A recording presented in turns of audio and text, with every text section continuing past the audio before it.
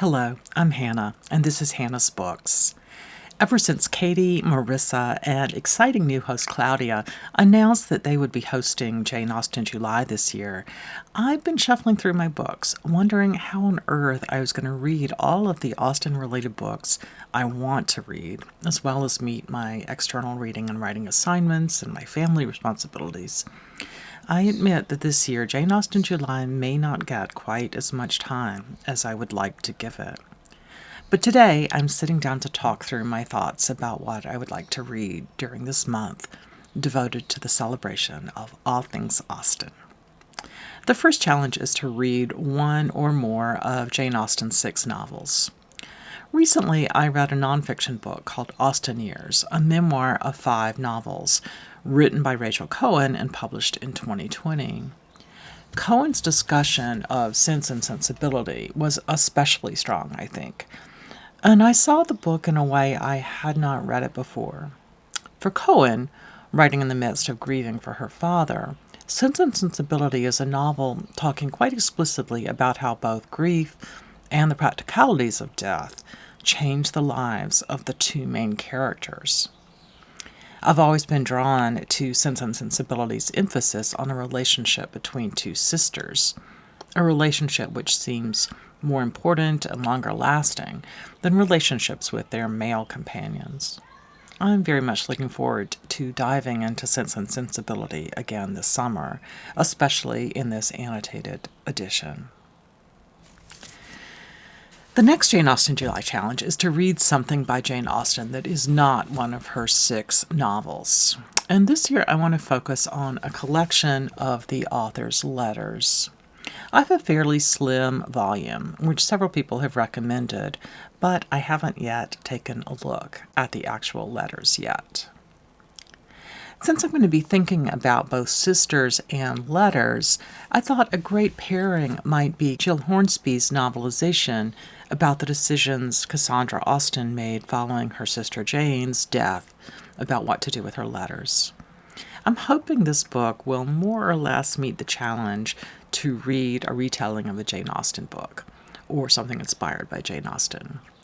I've heard really good things about Hornsby's novel in general, and I'm eager to get to it.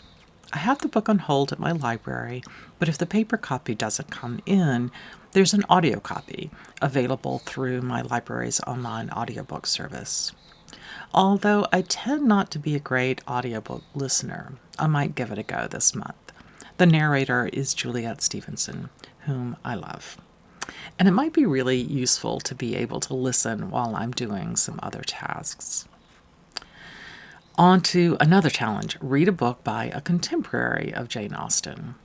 Last year, I spent a lot of Jane Austen July thinking about how Austen fit into the world of reason that surrounded her. I read through parts of Boswell's Life of Samuel Johnson, for example. Johnson was an author whom Austen claimed to enjoy very much, a thinker who emphasized moral purpose over imagination. But Austen's fiction was also influenced by the world of emotion, and I think this year I'll be concentrating more on that development of Romanticism and how the Romantic period affected her writing. Since I'll be reading Austen's letters and thinking about the issue of why we have what we have, I thought it might be interesting to look at another set of letters, the letters of Dorothy Wordsworth, sister of Romantic poet William Wordsworth. Last year's publication, Radical Wordsworth, written by master biographer Jonathan Bate, will definitely give me some context to understand the poet's sister's letters.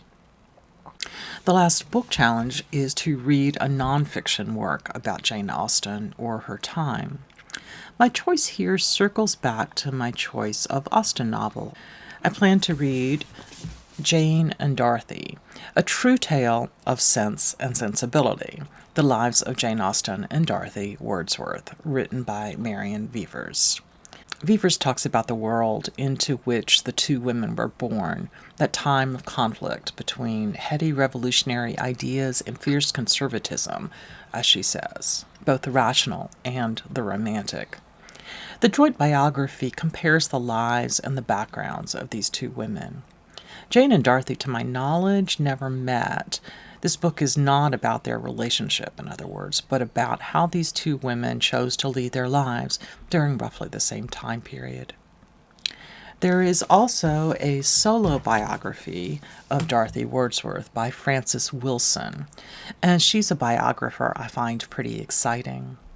I'm reading her take on D.H. Lawrence right now, and if I can make enough time in my schedule to look at her Dorothy Wordsworth book, I would love to.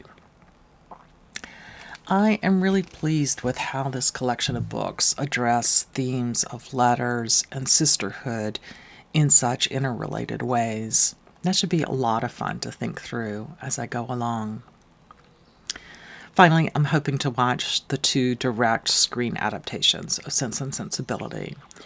I suspect I won't have time for anything beyond that, but if I do, I might look for a more contemporary YouTube adaptation of the same novel.